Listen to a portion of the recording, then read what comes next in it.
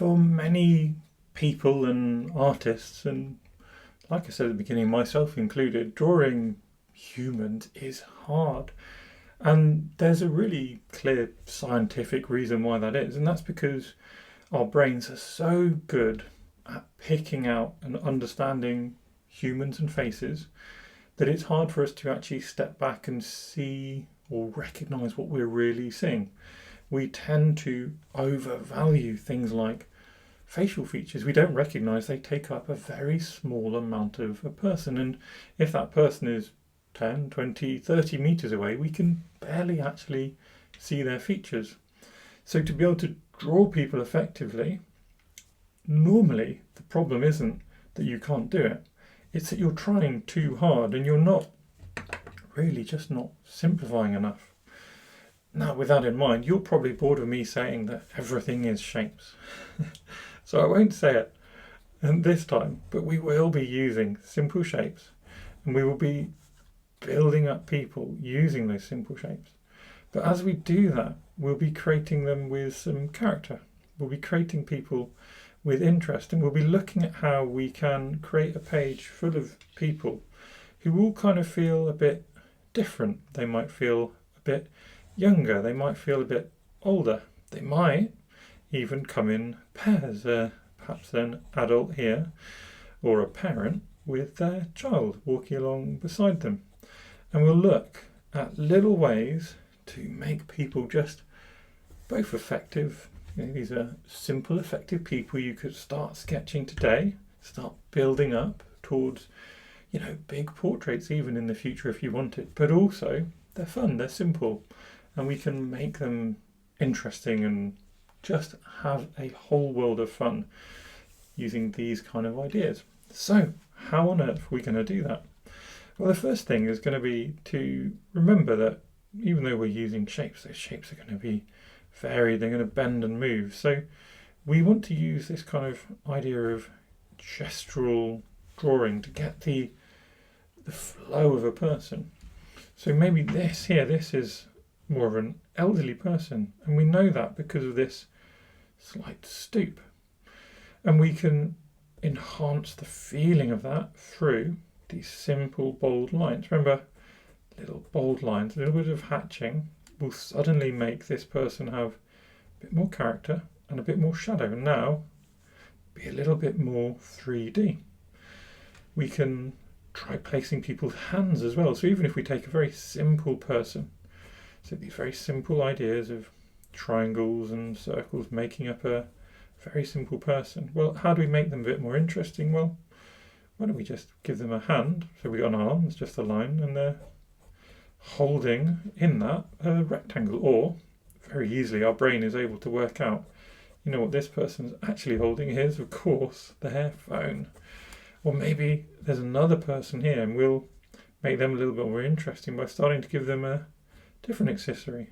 So they got something on their head, or put more simply, they've got two rectangles on a circle, and then in front of them they've got a really big couple of squares, tiny little circles on the side, and here's a little rectangle underneath them.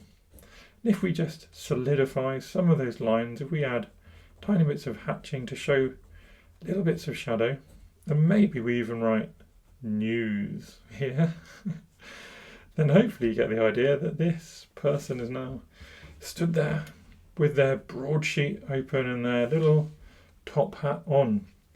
So the first thing to start doing to make people that little bit more interesting is just give them something to hold, give them something to be doing.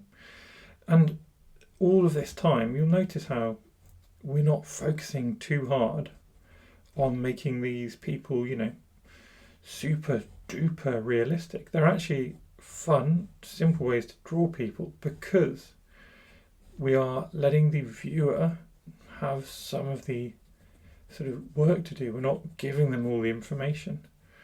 And it doesn't matter too much about accuracy, about proportion. We can still sketch people.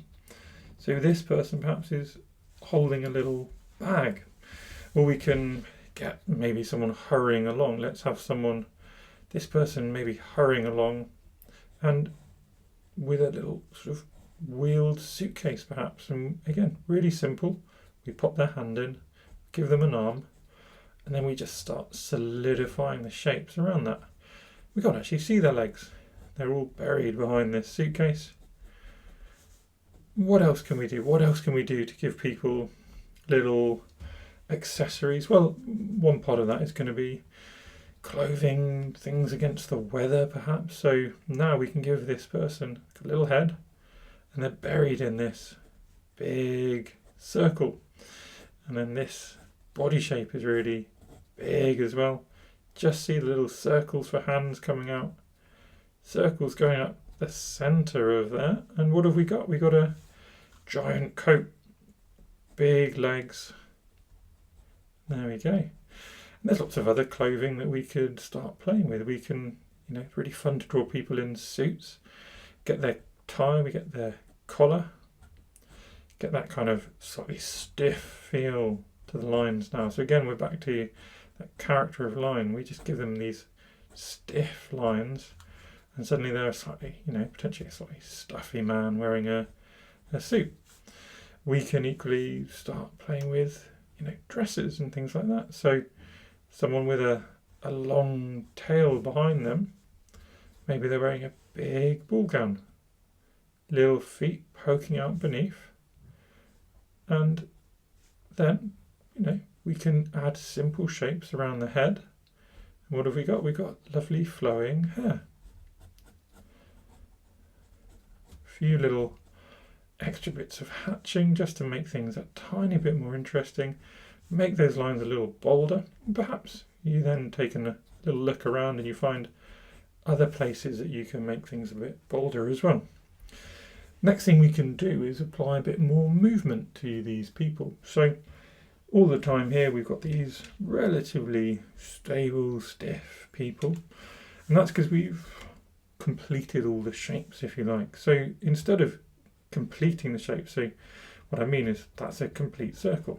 That's a complete rectangle. And this is a complete couple of triangles. Now this person feels stable, they feel real. There's nothing sort of amazing about them, but they are definitely feeling there. If we wanted this same person to be moving, well, why don't we just not complete the shapes and we get that gestural feeling. So now we've got this kind of hurried, frenzied feel. We can move the hands and now what are they doing? Sort of maybe dancing, maybe running off in this direction, especially if we apply a little bit of lines of movement that are going behind them. We could invert things. Why not? There's a hand, there's a body, and there's some feet floating up in the air. Little slightly incomplete shapes. Now they're doing a little handstand, and probably, again, if we just sort of give these little lines of movement, probably, unfortunately, about to fall over. I'm sure they'll be all right. They look well practiced, but still nonetheless probably about to fall over. And beyond this, simple ideas, we can start popping people into perhaps scenes and giving them other things going on around them. So perhaps someone is in a park. Simple little tree shape. And we'll be doing more of that later, of course. And then we pop them around that. Tiny little person, big tree. And then little extra shapes. These are the everyday objects we've already drawn. We can get a bench in there. We can get a little dog following them behind. Simple shapes. We can have someone sort of a little bit closer and they're having a little drink because it's a nice warm day at the park. So hopefully that's a can of Coke is what I'm trying to get the idea of. Just a little can of Coke. Little sun hat, because we said it's a warm day. Get a little bit of hatching here. And again, really simple ideas. And now we've got our fun little sort of park scene going on. What I would encourage you to do now, having listened to me waffle and sort of show you that these shapes don't have to be clever, they don't have to be precise, they just have to have a little bit of fun, a little bit of variation, a little bit of confidence behind them. And actually, you can basically make any sensible little selection of shapes feel like an interesting person or an interesting couple of people. You can give people silly shapes, suddenly someone in a really big hat and really big clothes. Maybe this is, an opportunity to do some sort of your local cultural dress or something, which is often slightly exaggerated.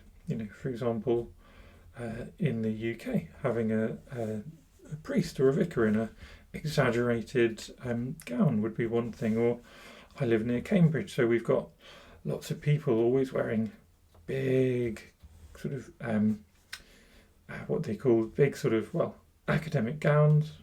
So we can give them these exaggerated things which are basically cultural dress.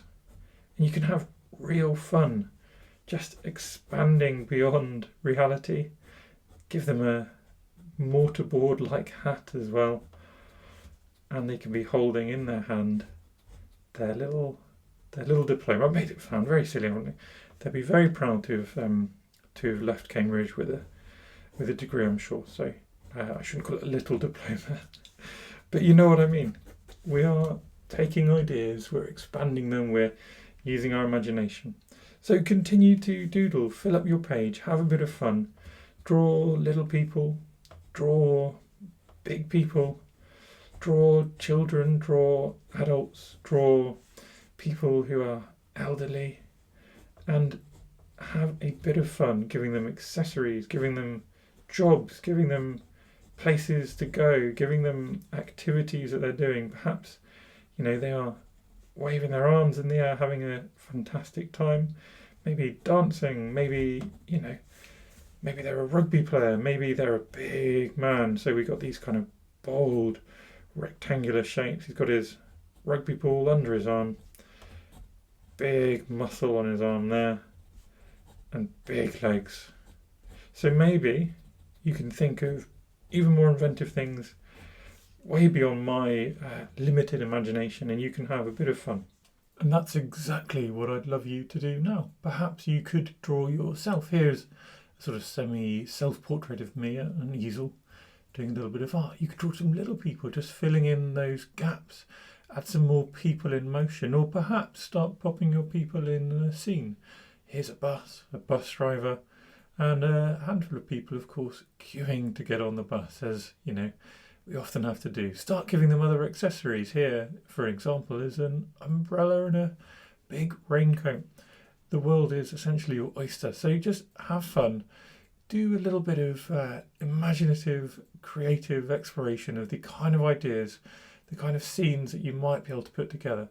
And this will all put you in good stead as we start to build up in some of the next lessons, where we will indeed be putting together urban scenes and doing some landscapes and natural objects.